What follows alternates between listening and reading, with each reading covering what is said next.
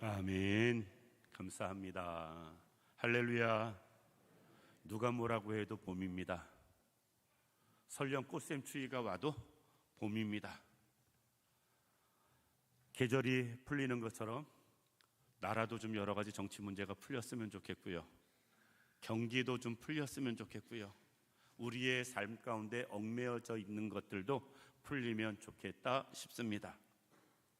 예수 믿는 사람이나 믿지 않는 사람이나 세상을 살다 보면 이런저런 어려움을 겪을 때가 있습니다. 남들에게 말할 수 없을 만큼 큰 고난을 겪을 수 있고요. 이런저런 문제 때문에 힘들 때가 있습니다. 그런데 살다 보면 엎친 데 덮친 격이라고 문제가 있을 때 꼭 문제가 겹쳐요. 어려움이 있을 때 어려움이 겹치는 모습을 볼 수가 있습니다. 그래서 우리는 이런 말을 합니다. 죽어라 죽어라 하는구나. 이렇게 겹치지 않아도 힘든데 한 가지만 더 어려운데 여러 가지가 겹치니까 어른들이 예전에 하신 말씀 죽어라 죽어라 한다라는 말을 이야기합니다. 그런데 살다 보면 정말 그럴 때가 있어요. 그런데 우리는 믿으시기 바랍니다. 시편 37편에 하나님이 우리에게 이런 말씀을 하세요. 여호와께서 사람의 걸음을 정하시고 그의 길을 기뻐하시나니 그는 넘어지나 아주 엎드려지지 아니함은 여호와께서 그의 손으로 붙드심이라.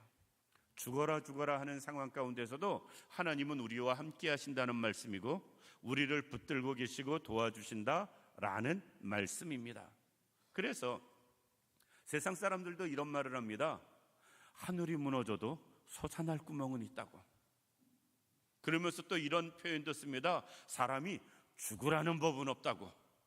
죽어라 죽어라 하는 상황 가운데서도 죽으라는 법은 없다라고 이야기를 해요. 신앙적으로 해석하면 하나님이 우리와 함께 하시고 우리를 붙들어 주시고 우리를 인도해 주시기 때문에 그렇습니다. 우리가 그런 것을 믿을 수 있길 원합니다.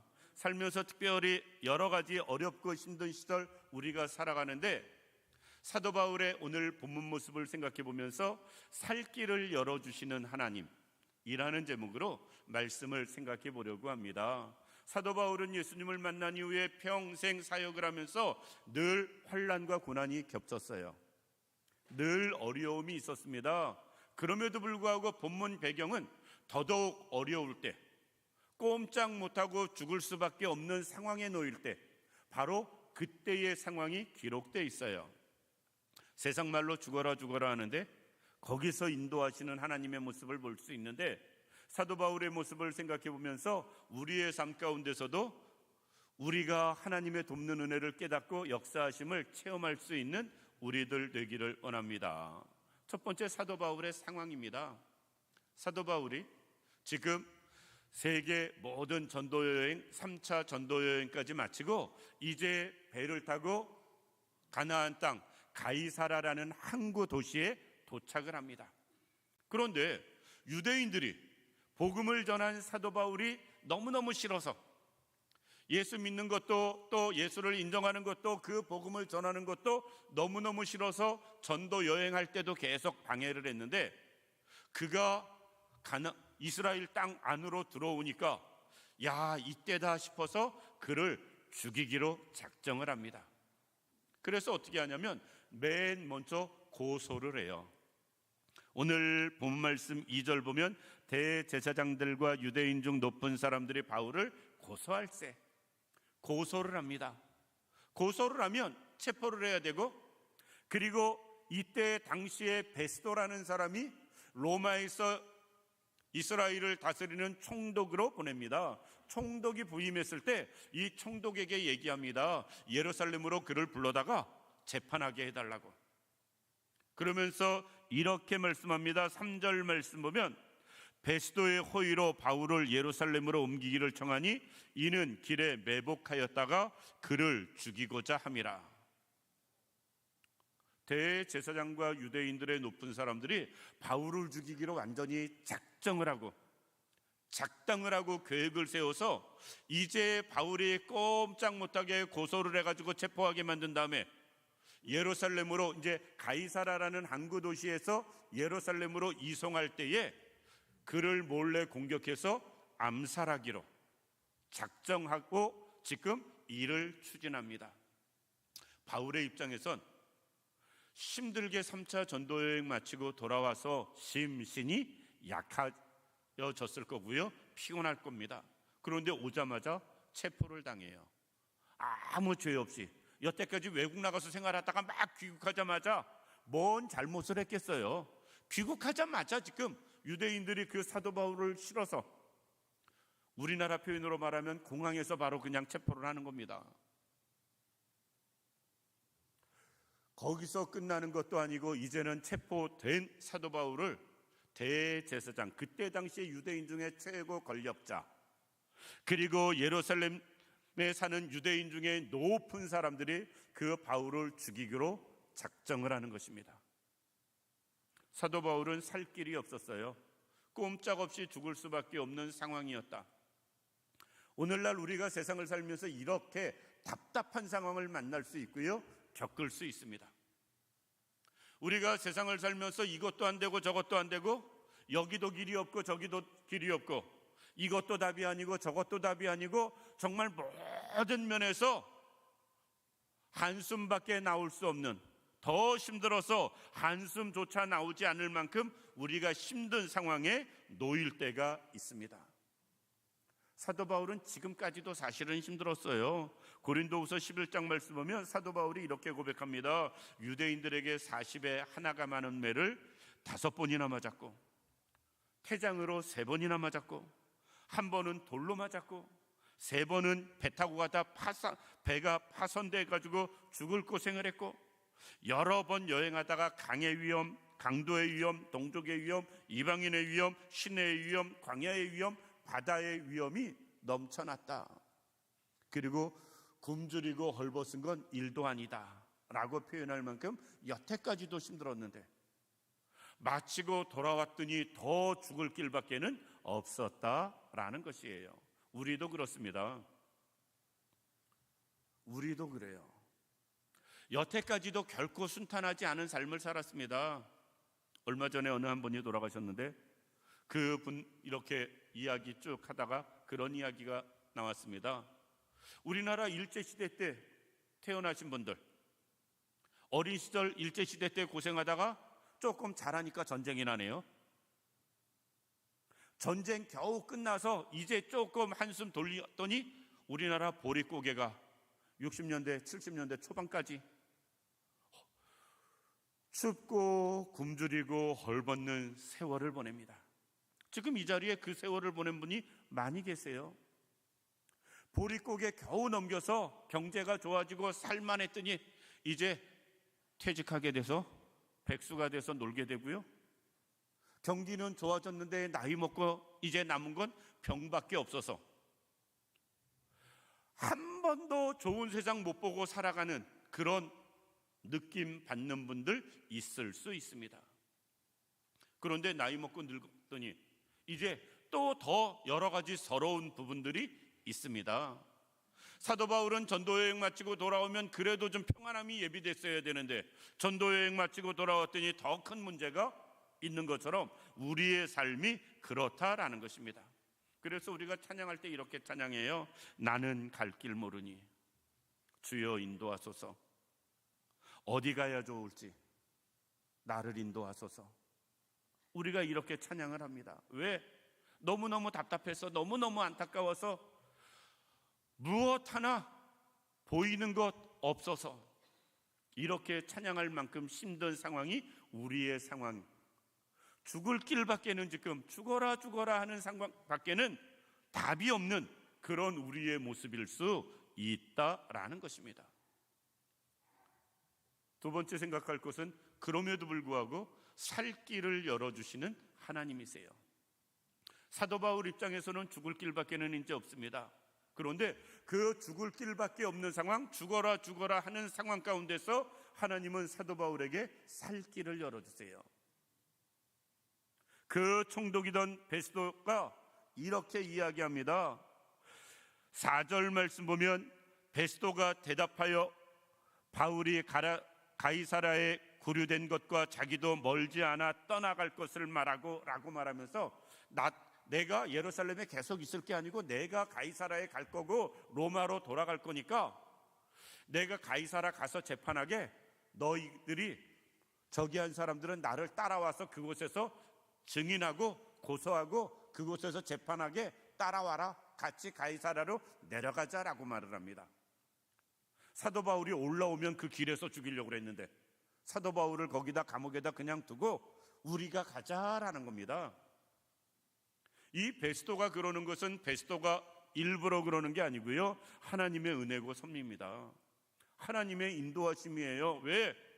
올라오다간 죽을 길밖에 없기 때문에 하나님께서 바울을 살리기 위해서 그를 그 가이사라 감옥에 그냥 가두시는 모습을 볼 수가 있다라는 것입니다.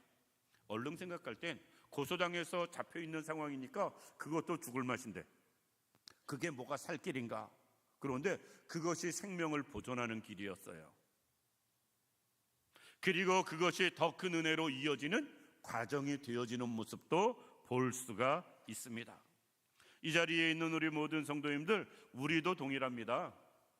문제가 한순간에 안 풀린다 할지라도, 하루아침에 내가 생각하는 것처럼 되어지지 않는다 할지라도 하나님이 우리를 살 길로 인도하신다는 것을 꼭 기억할 수 있기를 원합니다. 사도 바울 입장에서는 유대인들이 그렇게 죽이려고 하는 걸 모르니까 어쩌면 감옥에 있는 게 답답할 수 있고요, 속상할 수 있습니다. 그럼에도 불구하고 하나님의 입장에서는 그게 바울을 살리는 길이셨어요. 왜?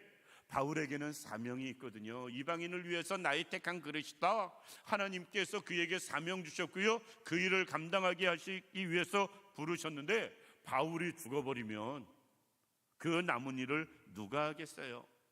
하나님께서는 그의 남은 사명 끝까지 잘 감당할 수 있도록 그에게 죽을 길이 아닌 살 길을 열어주시는 모습을 볼 수가 있다라는 것입니다. 이 자리에 있는 우리 모두도 생각해 봐야 됩니다. 내 사명은 무엇인가? 하나님이 나에게 살 길을 열어주실 때는 사명 때문에 살 길을 열어주는 거예요. 하나님이 나를 살 길로 열어주실 때는 그만한 이유, 목적이 있으시다라는 겁니다. 그래서 바울이 아직까지 사명이 있기 때문에 그를 살리시는 하나님의 모습 볼 수가 있습니다. 따라서 우리가 정말로 죽어라 하는 상황 가운데서 살 길이 열려지기 위해서는 어떻게 해야 되느냐? 내가 사명이 무엇인지 깨닫는 사람 되어야 되고요, 그 사명에 집중해서 살아가는 사람 되어져야 됩니다. 왜? 하나님은 그것 때문에 살 길을 열어주시는 분이시기 때문에 그래요. 이 자리에 있는 우리 모두가 꼭 그럴 수 있기를 원합니다. 죽어라 하는 상황이라고 우리가 하나님이 주신 사명을 외면하지 않기를 원하고요, 어렵고 힘든 문제가 겹친다 할지라도 하나님이 나에게 원하시는 일을 우리가 손 놓지 않기를 원합니다. 우리가 그 일을 감당해 나갈 때 하나님은 우리에게 살 길을 주시는 하나님이시기 때문에 그렇습니다. 세 번째, 살 길을 주신 하나님께서는 더 좋은 길도 허락해 주시는 모습을 볼 수가 있습니다. 바울은 꿈이 있었어요. 그 꿈이 무엇이냐? 로마에 가서 복음을 전하는 거였습니다. 그런데 사도 바울은 아직 로마에 못 갔어요. 그 꿈이 이루어지질 않았습니다. 사도 바울의 최종 목적은 그때 당시의 세계의 중심, 로마 황제가 있는 그곳에 가서 복음을 전하는 게 사도 바울의 마지막 삶의 목적이었습니다. 오늘 본문 말씀 쭉 읽어보면 바울과 또 대제사장, 유대인 중에 유력한 사람들이 사도 바울을 총독 앞에서 고발하고 이런저런 총독과 대화 중에 총독이 이렇게 말을 합니다. 유대인들의 마음을 얻고자 해서 예루살렘 가서 정식적으로 재판받을래? 라고 묻습니다. 그때 사도 바울이 이렇게 이야기합니다. 오늘 본문 11절 말씀 맨 뒤에 보면 내가 가이사께 상소하노라. 예루살렘에 가서 재판받기를 거부하고 황제 앞에서 재판받기를 청하는 모습을 보게 됩니다. 그때 당시에 사도 바울은 로마 시민권이 있었기 때문에 로마 황제에게 정상적으로 재판을 받을 요청할 권리가 있었고요, 로마 시민 중에서 황제에게 재판을 요청하면 그것은 무조건 들어줘야 하는 의무 조항이었습니다. 따라서 사도 바울은 로마에서 보낸 총독 앞에서 가이사에게 재판받기를 요청하고, 그로 인해서 12절 말씀 보면 이렇게 말씀합니다. 베스도가 배석자들과 상의하고 이르되 내가 가이사에게 상소하였으니 가이사에게 갈 것이라. 가이사에게 간다라는 이 말은요, 가이사는 로마 황제를 이야기하는 건데, 로마 황제는 로마에 있으니까 네가 로마에게 가서 황제 앞에서 재판받게 될 것이다 라는 말이에요. 처음엔 죽을 수밖에 없는, 죽어라 하는 상황, 죽을 길 같았는데 그 길이 살길로 열려지더니 이젠 자기가 바라고 원하는, 평생 목표로 삼고 목적한 그 로마로 가는 길이 이것 때문에 열려졌다라는 것이에요. 그래서 오늘 본문 이후에는 사도 바울이 로마로 가는 과정이 28장까지 기록되면서 로마에 가서 사는 삶까지 기록이 됩니다. 그런데 참 재미난 것은 사도 바울이 체포돼서 압송되는 과정 가운데 유대인들이 죽이려고 하잖아요. 그런데 사도 바울이 로마로 압송될 때는 군대가 그를 호위해서 로마로 데려갑니다. 그러니까 유대인들이 어떤 손을 못 쓰게 만드는 거예요. 로마 군대가 그를 지켜주고 로마까지 이송시키는 모습, 이것이 26장, 27장 쭉 이어지게 기록이 되거든요. 그러니까 처음에는 죽을 길 같았는데 지나고 보니 그것이 살 길이었고요, 더 지나고 보니까 그 살 길로 끝나는 것이 아니라 그것이 은혜와 축복의 길이 되어졌다라는 것입니다. 자기가 마침내 꿈꾸던 그 꿈을 이루는 길, 마지막까지 소망하던 그 로마 황제를 만나는 길이 그것 때문에 연결되어지는 모습을 볼 수가 있습니다. 바울 입장에서는 최상의 가장 좋은 길이 그의 앞에 노년의 말년에 열리는 것이에요. 우리에게 이런 일이 있기를 원합니다. 우리에게도 이런 삶이 열려지기를 원합니다. 지금 죽어라 하는 상황이라도 낙심하지 마시기 바랍니다. 여러 가지 어렵고 힘든 문제를 만나서 참 큰 환난 가운데 있다 할지라도 하나님은 우리를 죽는 길로 두지 아니하시고요, 살 길을 열어주시는 하나님이심을 꼭 기억할 수 있는 우리들 되기를 원합니다. 세상 사람들도 그런 말을 합니다. 전화위복이라는 말을. 화가 바뀌어서 복이 되었다라는 말입니다.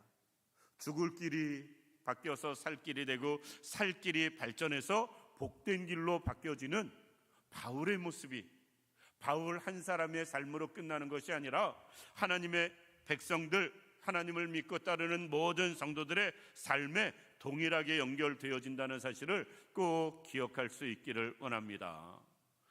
인생은 장거리예요. 신앙생활도 마찬가지입니다. 지금 힘들다고 계속 힘든 거 절대로 아니에요.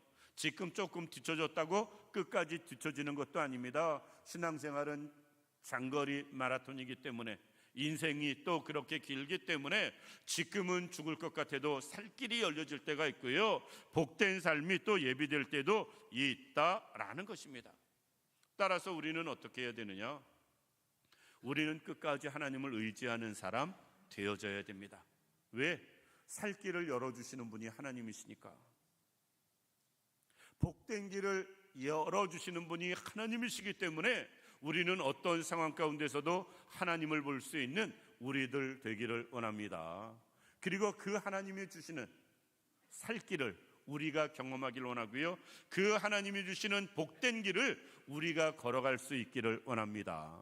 지금 상황이 어떠하든 그것 때문에 우리가 낙심하거나 문제되는 사람들이 아니라 더 하나님 앞에, 사람 앞에 하나님이 주시는 더 큰 은혜를 우리 모두가 경험하고 살 길을, 복된 길을 걸어갈 수 있는 우리 모두가 되기를 주님의 이름으로 축원합니다.